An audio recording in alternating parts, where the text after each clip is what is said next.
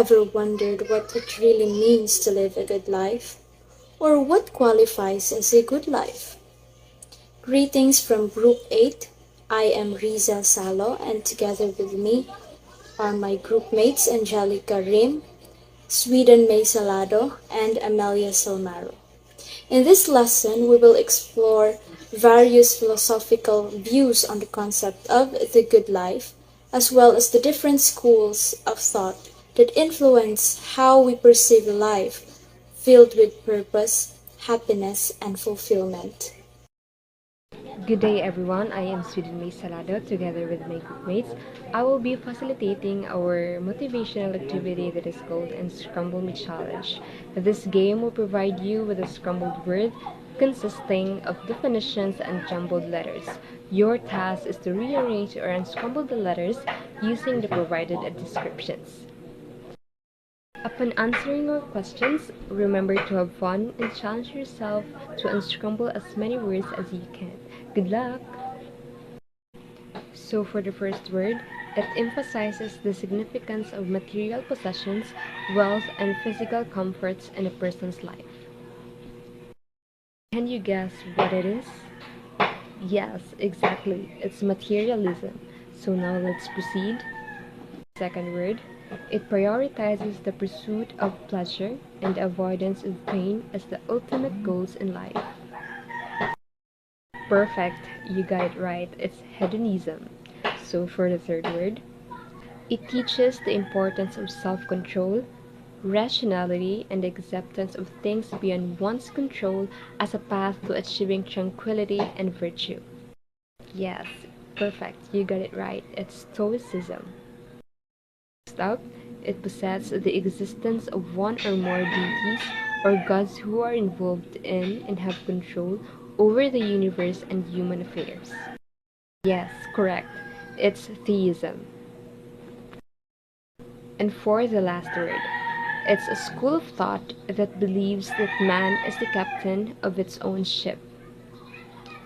Yes, correct. It is humanism. In ancient Greece, long before the word science has been coined, the need to understand the world and reality was bound with the need to understand the self and the good life. Ancient Greek philosophers developed different ethical theories and understanding the attainment of human flourishing. We have the goals that your life is as good as your mindset. So, to fully and to further understand our topic for today, we, the reporters, will discuss our topic, which is the good life. Good day, everyone. I am Amelia G. Salmaro. I will be discussing about Plato, Aristotle, and how we will aspire for a good life. First, let's talk about Plato.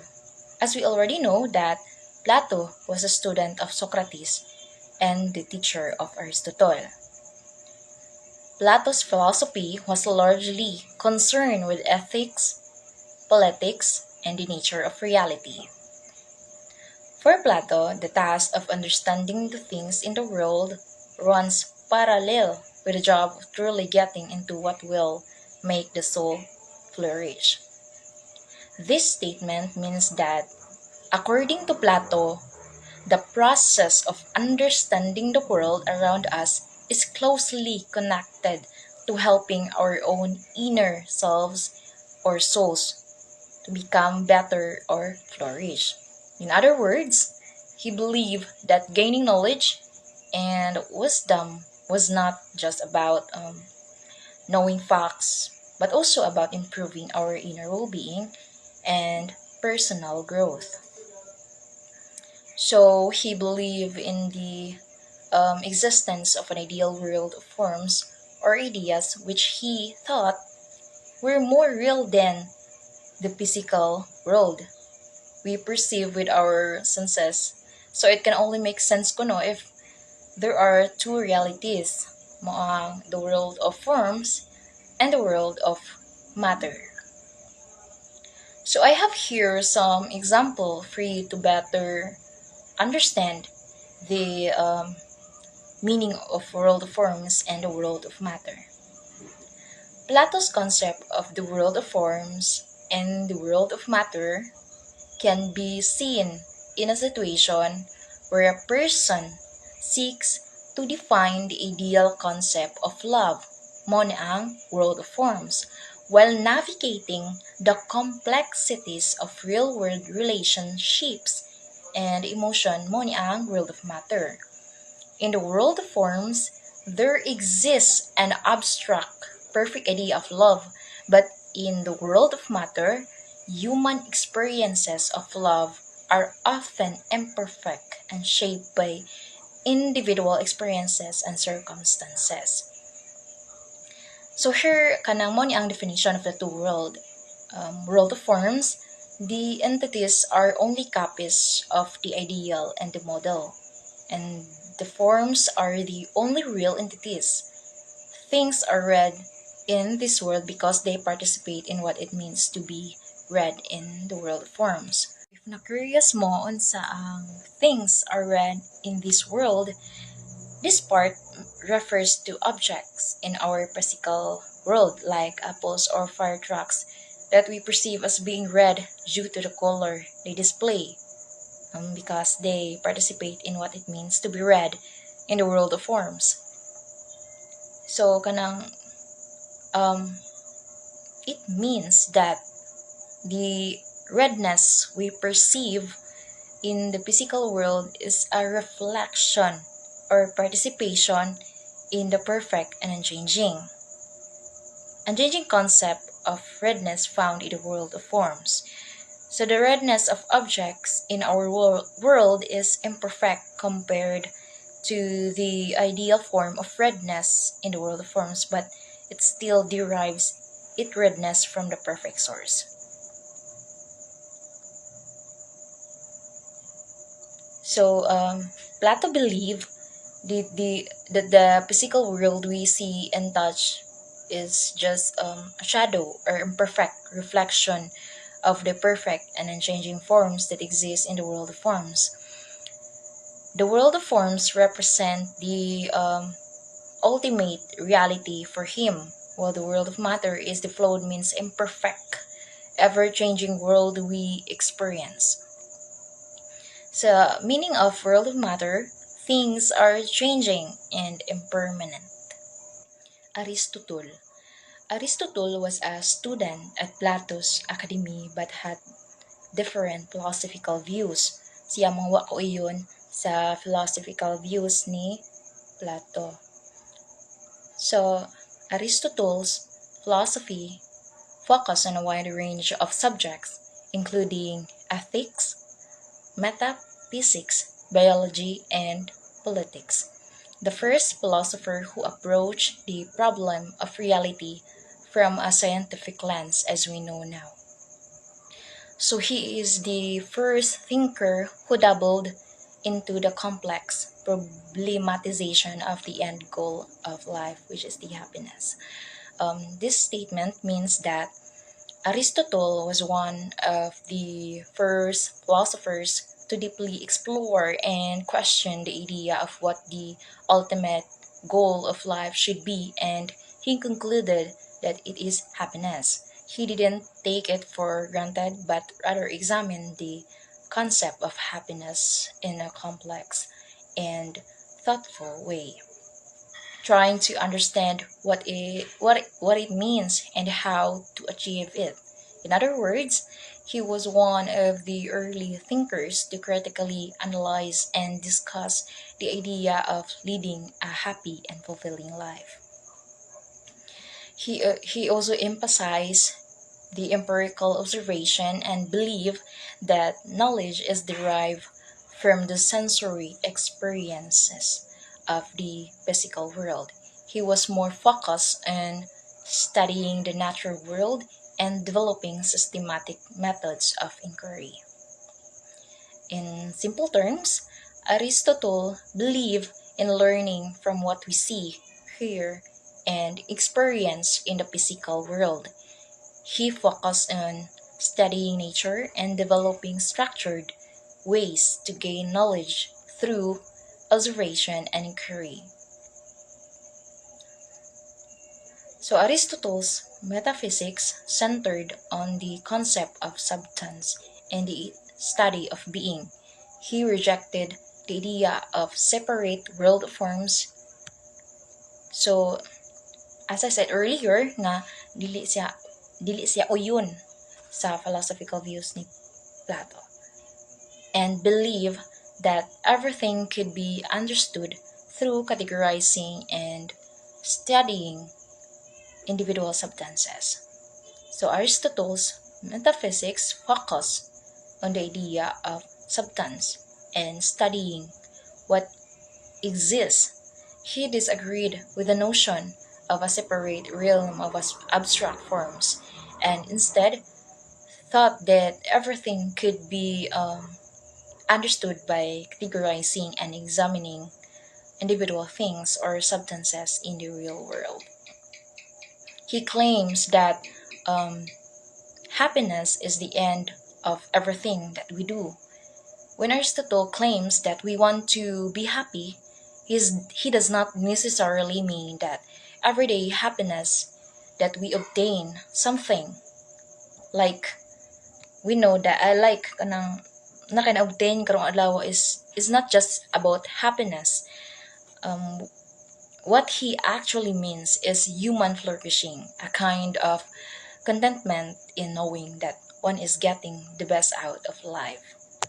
Like example is kanang as a student, like she or he graduated college. That that kind of happiness is like flourishing.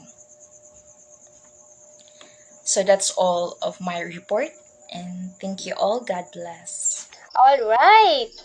Thank you, Miss Amelia Silmaro. Next up for today, we're going to dive into the fascinating world of ethical philosophy and learn about John Stuart Mill, greatest happiness principle.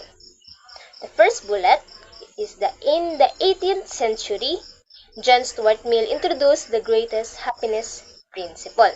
This principle states that an action is morally right if it maximizes happiness for the greatest number of people. So he believed, or John Stuart believed, that actions are right if they lead to the greatest amount of happiness for the most people. In other words, the right thing to do is what brings the most joy and least suffering to society. The third bullet, Mill emphasized individual happiness and how it collectively determines ethical actions. Ethical actions are those that benefit the majority and promote happiness over sadness. Mill's principle offered a way to make ethical decisions based on something more tangible, happiness. Mill also emphasized the importance of individual happiness. The happiness of each person should be a priority when determining what actions are ethical. It is a balance between individual and collective happiness. For example, think about mining. Does it make more people happy than sad? Does it provide more advantages than disadvantages? If the answers are yes, then mining can be considered an ethical action. Right? Okay. The sixth bullet, the ultimate aim of ethics is to lead to a good and happy life. So according to John Stuart Mill, the ultimate aim of ethics is to lead to a good and happy life that filled with happiness and well-being daw. So this principle is a practical and down-to-earth way to approach ethics. It is all about making the world a better place for everyone. Throughout history, different schools of thought have sought this same goal in various ways. So, that's the basics of John Stuart Mill's greatest happiness principle. It is a powerful idea, no, that has influenced moral philosophy for centuries. And it is still relevant today in our discussions about what is right and wrong. So that's all for my part, and I'm passing the stage to Ms. Risa Salo for the next slide. Please, thank you. So the first in line is materialism. So the first materialists were the atomists in ancient Greece, Democritus and Lysippus. So kailan naman ta ni Democritus, no? We're familiar na he developed the atomic theory. So atomic theory and materialism are interconnected in the sense that atomic theory provides the scientific basis for understanding and manipulating the material world. So Democritus and Lysippus led a school whose primary belief is that the world is made up of tiny particles or tiny indivisible units in the world called atoms or seeds. Democritus and his disciples doesn't believe in supernatural things. He believes that all things are made up of atoms and there is no room for chance, for supernatural intervention in the physical world. As such, only material things matter, and in terms of human flourishing, matter is what makes us attain happiness. We see this at work with most people who are clinging into material wealth as the primary source of meaning of their existence. In this philosophical approach, material wealth is the source of happiness and it is the way to attain good life.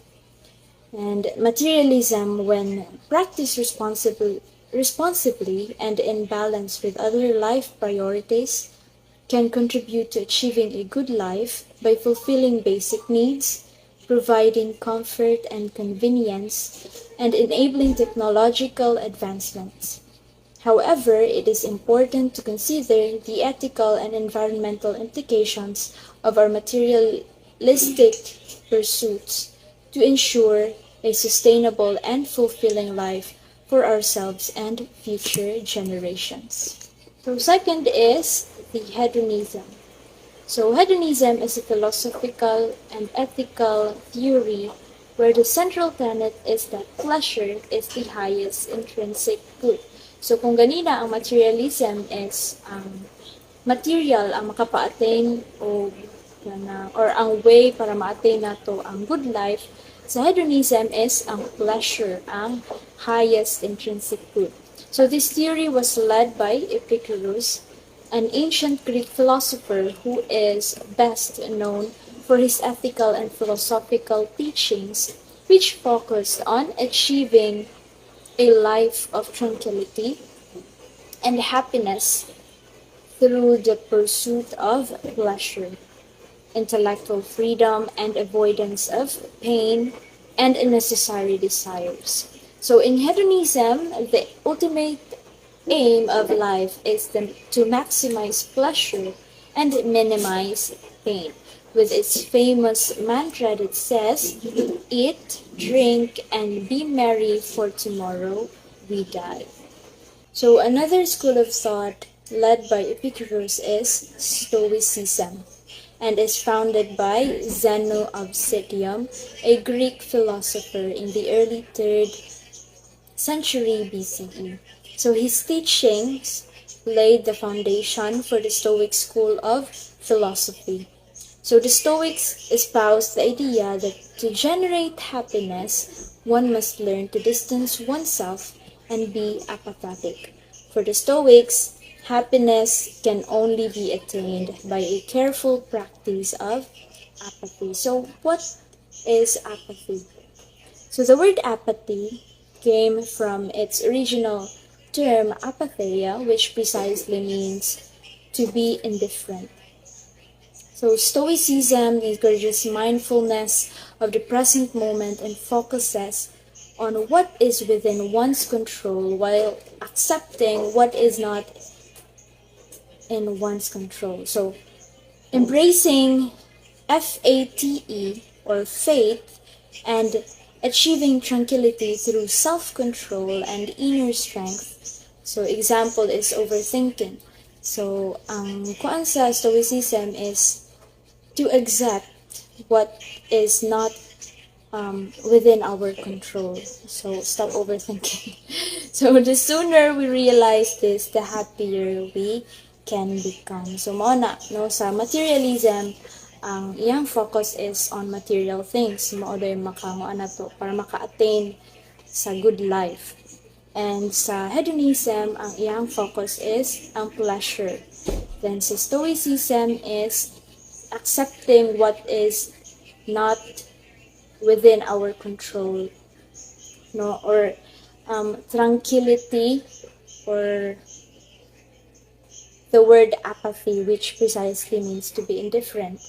So that encourages mindfulness of the present moment and focuses on what is within one's control while accepting what is not.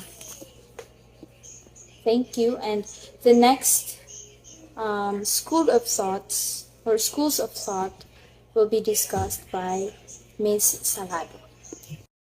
Thank you, Ms. Riza Salo. And now for my topic, we have the theism and humanism. So first is theism. Most people find the meaning of their lives using God as a fulcrum of their existence. So no ana ra nila makita ang ilang meaning sa ilang life if they knew nga God is there with them. And people base their goals in life on beliefs that hinged on some form of supernatural reality called heaven. So mutuo silang mga supernatural beliefs like heaven. So kita jud kaayo. And next is the ultimate basis of happiness for theists is the communion with God. So, no, ang ilang happiness, ana ra nila nga ipakita, ana ra nila ma-feel if kahibaw sila nga ang Ginoo na nila or maka-communicate sa Ginoo. And the world we are in is only just a temporary reality. So, makadungog ba jud ta usahay sa uban nga ang ingon nga kanang ang Ginoo kay kanang hapit na mubalik nga na. So kuan yun sa atong hunahuna nga dili jud ta temporary ani ay dili jud ta permanent ani kalibutan na, because our world is just a temporary reality. One example of theism is Christianity, which is based on a belief in one God who created the universe and is actively involved in human affairs. So, kanang kaybaw na halos tanang kaybaw na gyud na ang most nga mo tuog gyud sa Ginoo is kita Christians. And nituo sad ta nga ang Ginoo kay sent His Son Jesus Christ to save us, to save the humanity from sin and offer eternal life. Next up is humanism. It is another school of thought espouses the freedom of man to carve his own destiny and to legislate his own laws, free from the shackles of God, that monitors and controls. So, kaning humanism, dili daw sila magsalig sa lain nga tao. They carve their own destiny, na sila ilang opinion, and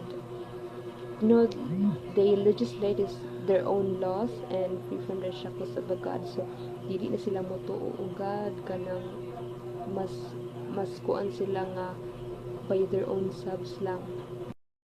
For humanists, man is literally the captain of his own ship. So motong katong first nga to ang giingon nga kanang sila mismo ang kanang, for example, kani nga tao siya may magbuo sa iyang kaugalingon nga decision, ang iyang opinion valid, ang kanang siya ang captain, kuan siya ang decision sa iyang life. This is the spirit of most scientists who thought that the world is a place and space from freely unearthing the world in seeking for ways on how to improve the lives of its inhabitants. So diri na form ang mga or na nagka-idea ang mga scientists nga i-form nga mas modernize ang atuang world, and mauto dito na form ang mga gadgets, mga technology. Now, some people are willing to temper their time and space in the name of technology. So, ari igo juga ayo ta kay murag karon nga panahon in our modern era, uh, murag di na ta mabuhi kung wala na ang mga gadgets, mga technology kay murag mao na jud natong gamit sa pangadlaw-adlaw. Technology allowed us to tinker with our sexuality. So, understandable naman yun. And next, whether or not we agree with these technological advancements, these are all undertaken in the hopes of entertaining the good life. So, ito na nga, technological advancements bisan pa og naay kanang disadvantage, pero dako pud kayo nga advantage dato sabot na karon sa kanang modernized na kaayo ang kanang kalibutan nga mas murag mo pabor ta kung we have those technologies mga gadgets to para matabangan sa atong panadlaw. Also emphasize the importance of human rights, equality, and social justice. They advocate for compassion, empathy, and respect for all people, regardless of their race, kung indigenous ba na sila or something, and gender, malaki ba na sila, mabadri, and also the sexual orientation or other characteristics. Humanists also value education, critical thinking, and the pursuit of knowledge as means to improve the human condition. So, motong makatabang jud kaayo ang technological advancements diri sa kanang humanism kay mas more on kanang paboran mo jud nila ang ilahang self. So, disregard jud nila or reject nila ang mga supernatural explanations and instead nag-rely sila sa mga reason, evidence, science to understand the world and solve problems nga mas madali ba. And also, humanism encourages individuals to live ethical and fulfilling lives based on personal responsibility and the well-being of humanity. So, no, we can identify good nga sa kalahian sa science and technology and unsa ang ilahang natabang o unsa ang ilang mga advantages and disadvantages sa atong society. And I hope you learn from me, and I think that's it for my topic. And thank you. God bless. Now, after hearing the different philosophical perspectives as well as the various schools of thought in attaining the good life, it is time for you to ask yourself this question. What does it mean to live a good life? The good life is a highly subjective and variable concept. It is a quest for a life filled with purpose, contentment, and realization of one's values and potential. While there is no universally prescribed path to good life, it remains a fundamental aspiration for many as they navigate the complexities of human existence. Once again, I am Riza Salo, leaving you with the saying, live with purpose and the good life will follow. Good day, everyone.